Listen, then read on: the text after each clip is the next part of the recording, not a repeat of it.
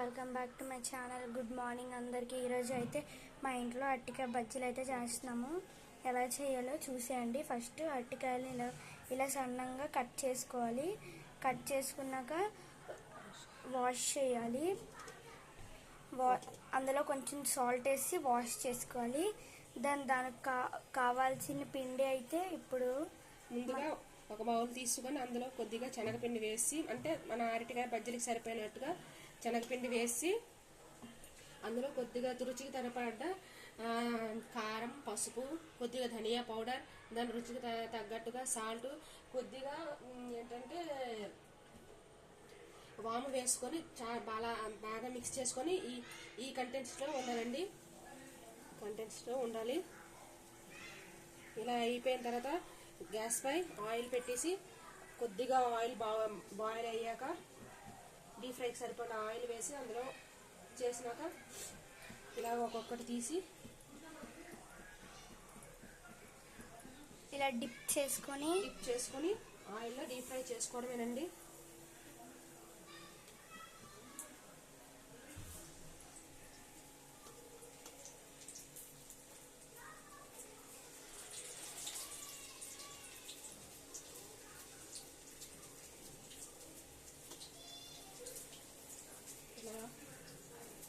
చేసి వేసుకున్న తర్వాత ఈ సైడ్కి పెట్టేసి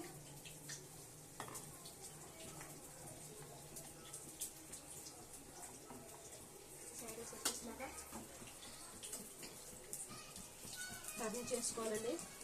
ఒకసారి ఇది అయ్యాక రెండో వైపు టర్న్ చేసుకొని, డీప్ ఫ్రై అయ్యాక రెండో వైపు టర్న్ చేసుకోవాలండి. గ్యాస్ అనేది కొద్దిగా లో ఫ్లేమ్లో ఉంచుకొని, లేకపోతే మాడిపోయే ప్రమాదం ఉంది. జాగ్రత్తగా టర్న్ ఆఫ్ చేసుకోవాలండి, లేకపోతే ఆయిల్ అనేది మన మీద చుల్లుకునే ప్రమాదం ఉంది.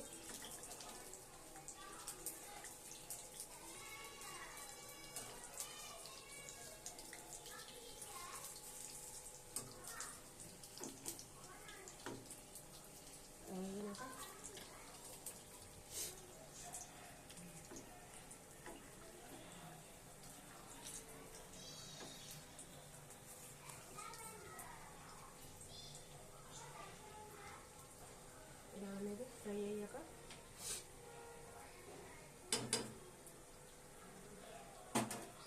తీసుకొని అందులో టిష్యూ పేపర్ అయితే వేసుకోవాలి. అంటే ఆయిల్ దీని మీదకి చుట్టిగా ఉంటుంది అనమాట. ప్లేట్ తీసుకొని దాని మీద టిష్యూ పేపర్ అయితే పెట్టుకోవాలి.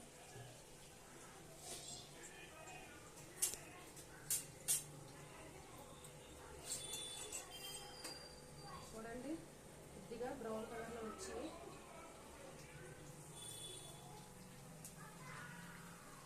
కొద్దిగా బ్రౌన్ కలర్లో వచ్చినాయి కదండి. ఇలాగ అయ్యేటప్పుడు మనము తీసేసుకోవాలండి. బయటికి తీసేసుకోవడం వల్ల చాలా క్రిస్పీగా, చాలా బాగుంటాయండి, టేస్టీగా. ఒకసారి మీరు కూడా ట్రై చేసి నాకు కామెంట్లో ఏంటో తెలియచేయండి. చూడండి, ఇలా తీసేసుకోవాలి. తీసేసుకున్నాక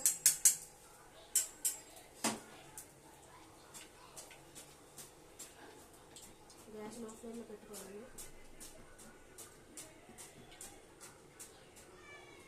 చూడండి, ఇలా తీసేసుకోవడం అనేది చల్లగైనాక కొద్దిగా వేడివేడిగా తింటే టేస్ట్ అనేది చాలా బాగుంటుందండి.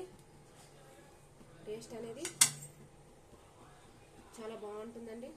నచ్చితే కనుక లైక్ చేసి సబ్స్క్రైబ్ చేయండి. Thank you.